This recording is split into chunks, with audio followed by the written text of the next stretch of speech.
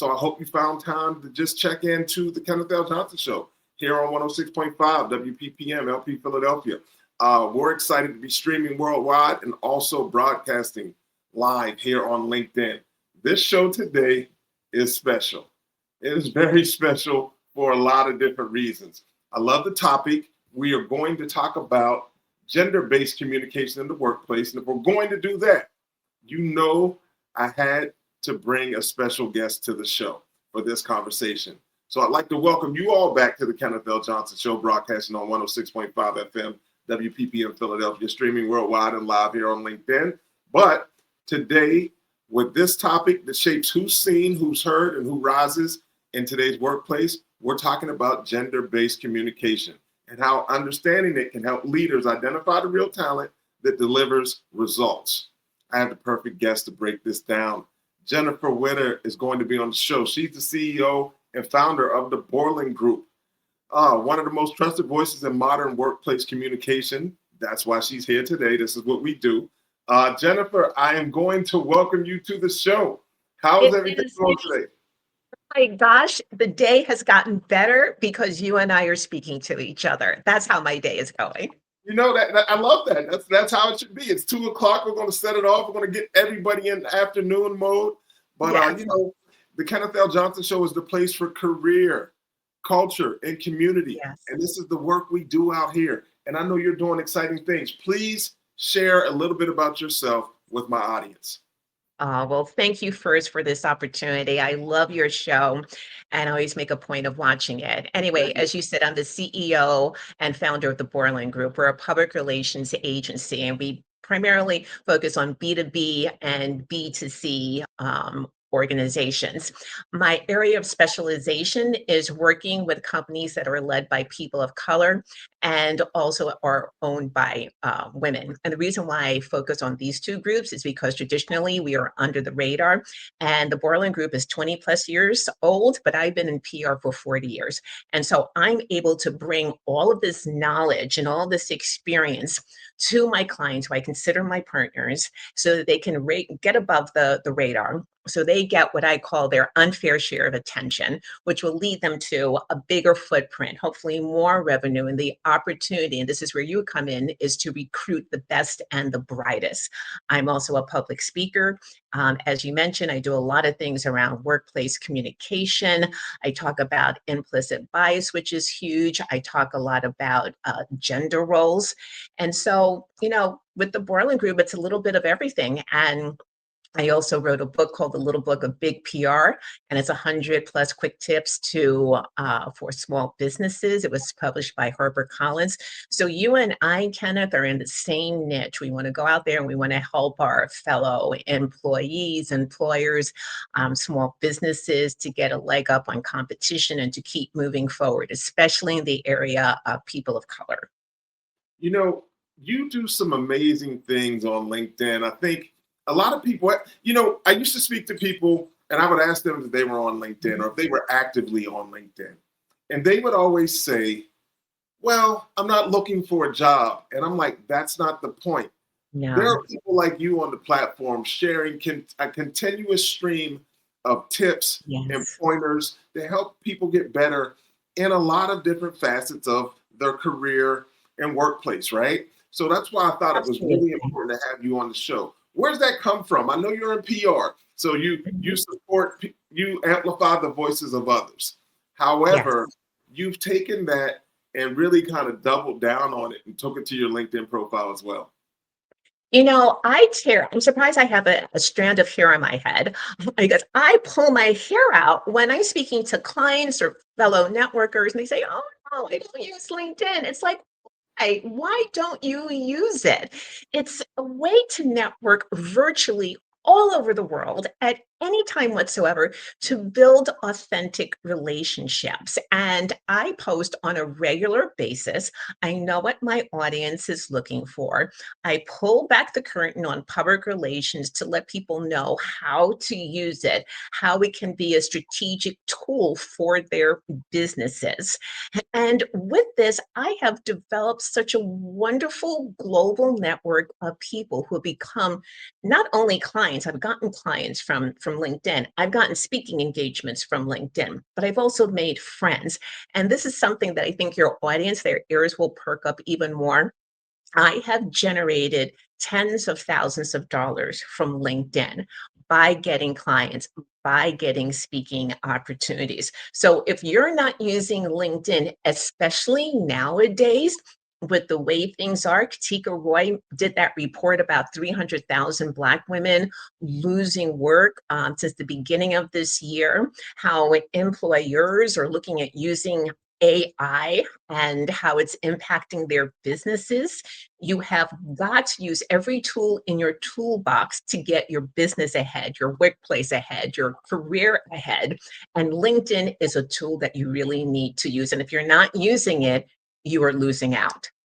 You know, I know you use LinkedIn and you use it extremely well, but you use your voice. It's my understanding you're a Yes. TEDx speaker as well, correct?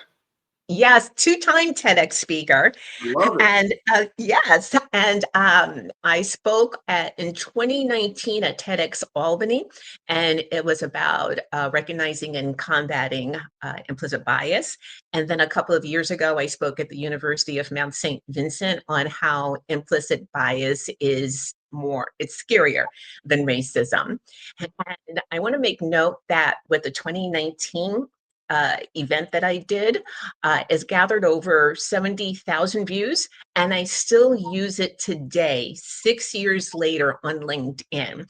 And it's, leveraging on social media, reminding people that this is what you've done, telling people how they can, take this topic and use it to help them, because implicit bias is a bias of which you are unaware. And people of color, women, those with disabilities, if you're not aware of it in the workplace and how it impacts you, you are missing out.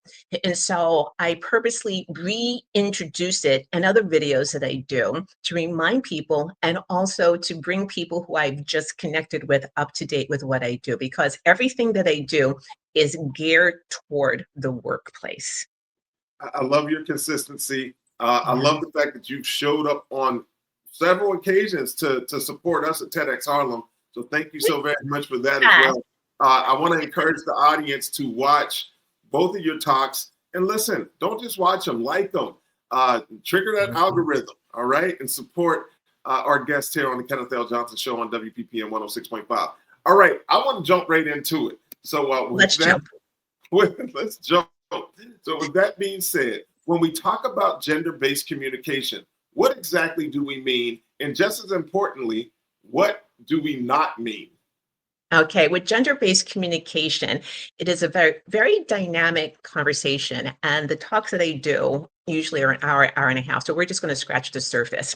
What it means, it's how men and women in the workplace communicate with each other.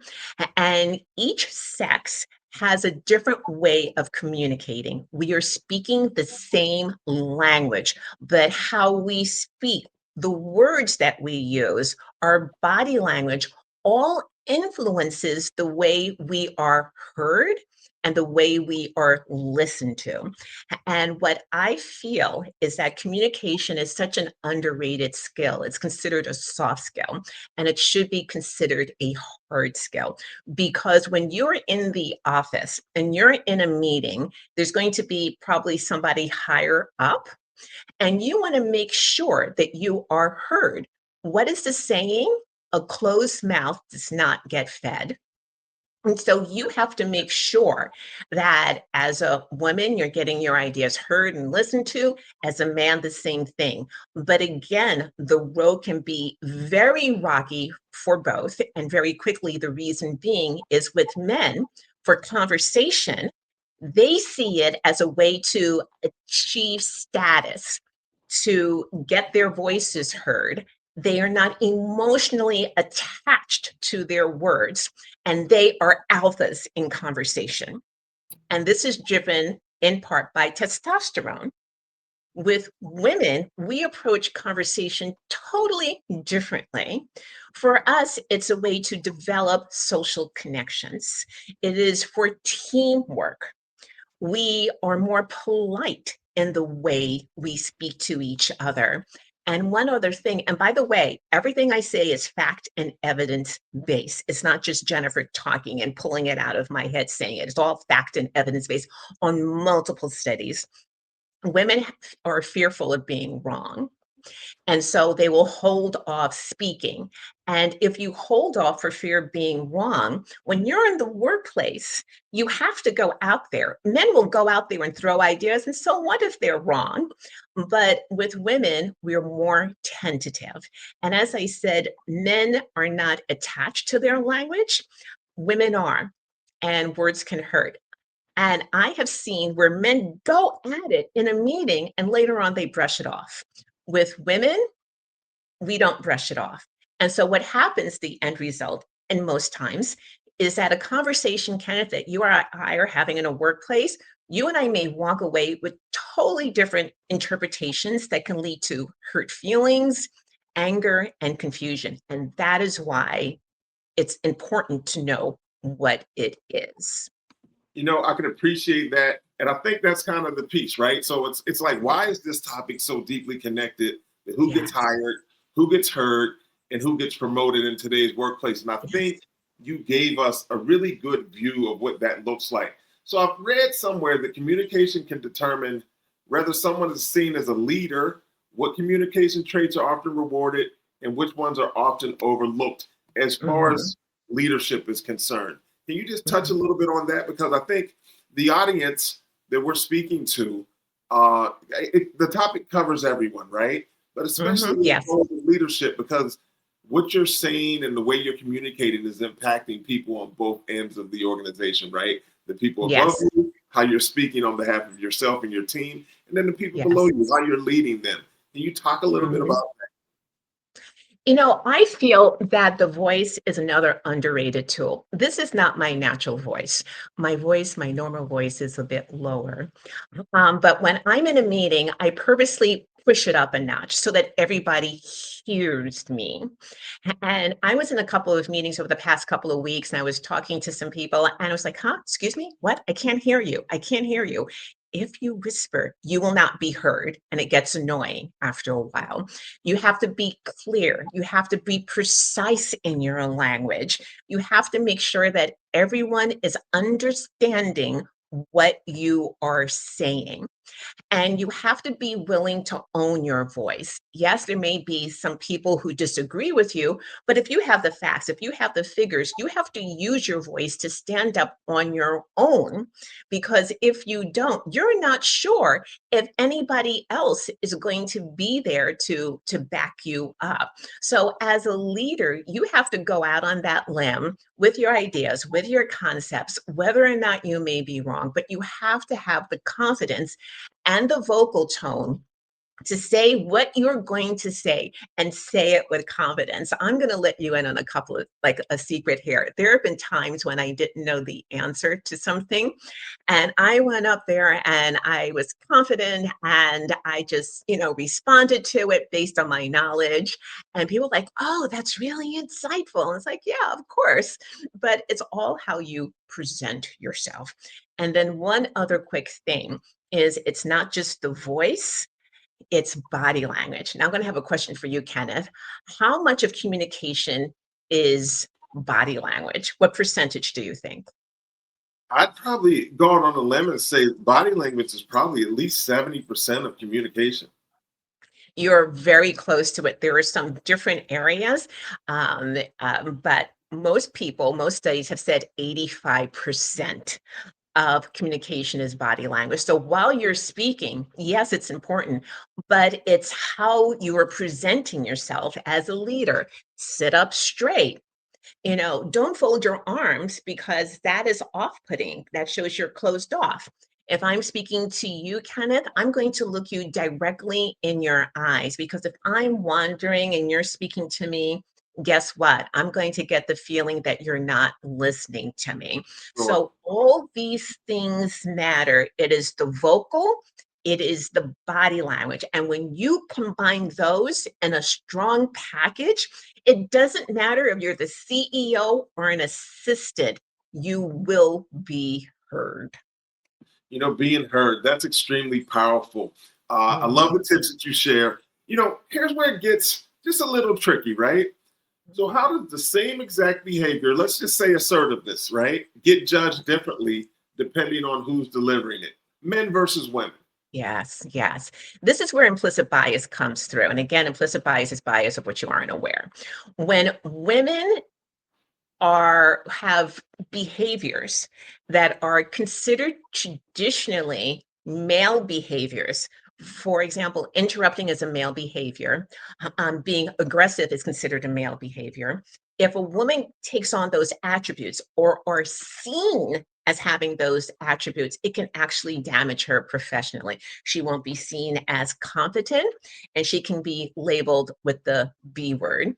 Whereas with men, they can do that and get away with it because that's what the bias is. Women, and again, I speak in broad strokes, are supposed to be gentle and men are supposed to be aggressive. So there can be some blowback with it. That's totally unfair. I have been told that I can be very straightforward.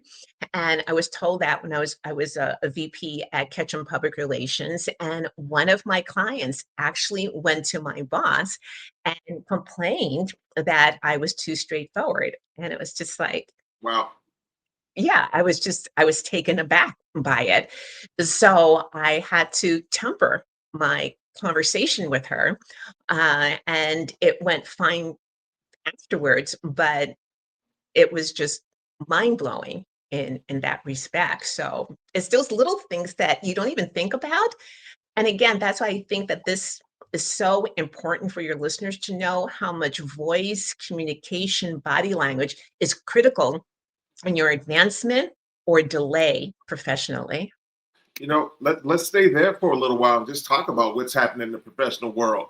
Yeah. Both of us live in this world every day, right? Today's market is Mhm. chaotic, fake resumes, Yes. identity lifted profiles, AI polished everything, right? Yes. How can leaders better evaluate communication skills in interviews, right? I Mhm. see this constantly where people are maybe not understanding the principles around communication and they're Mhm. making decisions based on what might not be actual real information. Can you talk to us a Yeah. little bit about this?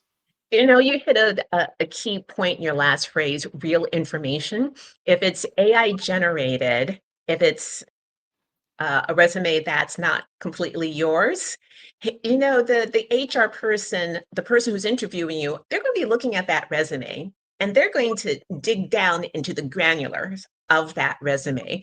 And you better be able to answer it and answer it in a way that is succinct, articulate, clear, supportive, and advances the dialogue. If you're there, oh, well, that doesn't look good at all. And because it may not be your words, we write the way we speak.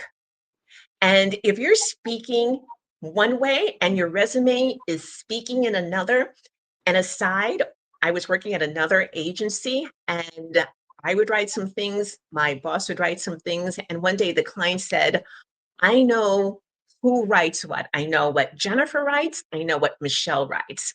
And she goes, I can hear your voice in your writing. So if you are taking some information that's not yours, if you're relying on ChatGPT, I advise you to take it back, use it as a starter document, and put it in your own words. Because the way you communicate that document, because it's just a piece of paper that got you through the door, but it's what you say that will have people say, welcome, Mr. Johnson. We'd like to make an offer for you. That's what we're looking for, right? All right. Yes. So, in the conversation we had prior, we were speaking about this, and I want to kind of give you the opportunity to expand on this. What is the difference between a conversation between friends Mhm. and a workplace conversation, and why is this distinction important, Jennefer? It is. When you and I are having a conversation, we're loosey goosey. We'll overtalk. We'll interrupt. We may pop out a bad word. We may use slang, because we're among friends. It doesn't matter. No. not in the workplace. You cannot be loosey-goosey. You cannot definitely pop out a bad word. There is a hierarchy in that meeting because unless you're the leader, then there is someone that you are reporting to. So you have to be more structured in your comments. You can't give a word salad as a response. I did that once. This is an aside, and I'll never forget. This was more than 20 years ago. And I don't know what happened. And I remember just talking and talking, and I saw my words drifting to the ceiling. And then when I looked at my colleague, he was just like, what the? What is saying now? But you can't, I got away with it that one time. It's never happened again. But in meetings, you have to be really focused. And when you're speaking in a workplace, there are a couple of things. I'm going to focus on women here Mhm. because women sometimes have a harder time being heard, and it's caused by a couple of things. One is called man interrupting. And that's when, as a woman, I will speak and a man will interrupt me. So I cannot complete my thought. I cannot share my idea because I keep getting interrupted. And then the other thing that is happening is when I give an idea, and then 15 minutes later, Kenneth, you say something, and then what happens is that you take it over. You take that idea, and it's like, but wait a minute, I just said that, and now you're saying it maybe in a different way, and you're getting the credit for it. And then last but not least, I'll speak, and then you'll say, "Oh, but what you really mean is," and it's like, "I know how to speak. I was very clear." That happens a lot. Let me tell you very quickly, that happened, and don't come after me, in the Obama White House in the first term. And it was so bad that Valerie Jarrett and Susan Rice, who were no powerhouse whatsoever, got together and said, "This is what we're going to do." And it was called amplification. It was covered in the Washington Post, the New York Times. And what they did was, when a man in one of their meetings, cabinet meetings and whatnot, and Obama's sitting there, if he says, if Valerie is speaking and then she gets interrupted, Susan will say, "Oh, wait a minute, Valerie was just speaking. I would like to hear her thoughts." Or if, Susan said something and John Kerry said the same thing later on, and they're all applauding him, then another woman in the room would say, "But Valerie just said it." And it was so consistent that Wow. Obama noticed it. Okay. And he said, "What's happening?" And then from there on in, all their meetings were corrected. And that's what I mean, because when you are there, you may not be speaking to the President of the United States, but you are speaking to your peers, to the higher ups, to the people who may be your subordinates. This is your opportunity to shine, show your knowledge. This is what I always say: nobody will know how great you are until you tell them. So when you share your knowledge, you are telling people that, hey, I got it, I have it, and I'm sharing it with you because this is going to be for the betterment of the company, and that's where you will shine. I love it. And Sean is what we want to do. So what Yes. are some common misreads employers make when they judge communication style instead of true capability in the workplace? I think it's because I've known a lot of people who just don't adhere to that. They there was this one young woman that I worked with many years ago, very smart, just superlative.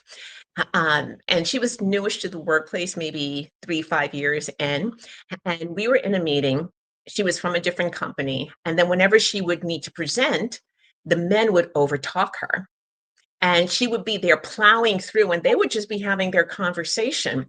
And what happened at later dates, they would say, and I'm just going to make up a name, Joan, Joan, didn't you tell, what's happening this? And she goes, "I told you, but they weren't listening." And it lowered her level of perceived competency. And so what I told her what to do was, next time, if anybody interrupts you, wrap the table, and say, I am speaking, because you can't rely on other people to come to your rescue. That's just the way it Sure, is. sure. And then with my own example, very quickly, I was speaking to a group of people, men and women, and I was on a microphone. And they kept, every time I was speaking, they would speak. And then I would get louder, they would get louder. And like, this is crazy. And so I said, you know what? My mother taught me it was impolite to speak when other people are speaking. So I'm going to stand here and I'm going to wait until you're done speaking because I don't want to be rude. The room went dead silent in 2 seconds. Mm. So, so And that's what I was a little bit like, oh my goodness, but that's what you have to do. Because when you're speaking, it's not just you speaking, you are demanding respect. so And that's Jennefer, what you have to have. as we start to wrap up here, right? For our listeners out there who feel unheard or undervalued because of Mhm. how they communicate, what is one thing they can do right now to shift that dynamic in their favor? Mhm. The one thing that they can do, and what I have done is to, get a mentor. I am a big believer in cross-gender mentorships. And this will enable you, somebody who you look up to, who is very strong in speaking and communicating, and getting that person to mentor you and to help you. And again, I say cross-gender because, again, the way men and women communicate, it's very different, and that person can help you see both sides, and it will strengthen you. So that would be the one thing I would say is to get that mentor and believe in yourself. I If love you it. make a mistake, you make a mistake. Who cares? I love it. That's great advice for our audience. I also want to give our audience something else. Mhm. Please share with them how they can stay connected to you, the Boreland Group, your work, and the things that you're doing out here in the space. I would love if everyone could connect with me on LinkedIn. You see my name, Jennefer. It's spelled correctly. No I, three E's. Just type it in. My name will pop up. And if you want to send me a note, if you have a question, please do that. I would love to communicate with you because, as I said to Kenneth just before we started, we all have to support each other. And that's why we're here. Well, thank you so very much for supporting the Kenneth Johnson Show, Kenneth L. Johnson Thank Show. you. I really appreciate you. Listen, Jennefer, this is a conversation that companies need right now. And I'm so glad that you were able to be here with us to deliver that. Communication isn't just how we talk, it's how talent gets recognized, respected, elevated. I want to thank Jennefer for joining us today and sharing her expertise. To everyone tuning in, you can catch this episode and more on 106.5 FM WPPM Philly. It's streaming worldwide, so the stream is available on the website and on our YouTube channel. And of course, it'll broadcast and live live here on LinkedIn. We do it each and every Monday at 2 p.m. on 106.5 FM WPPM Philly. It's the Kenneth L. Johnson Show, and I'm Kenneth L. Johnson. I want everybody to stay real and stay ready. Listen,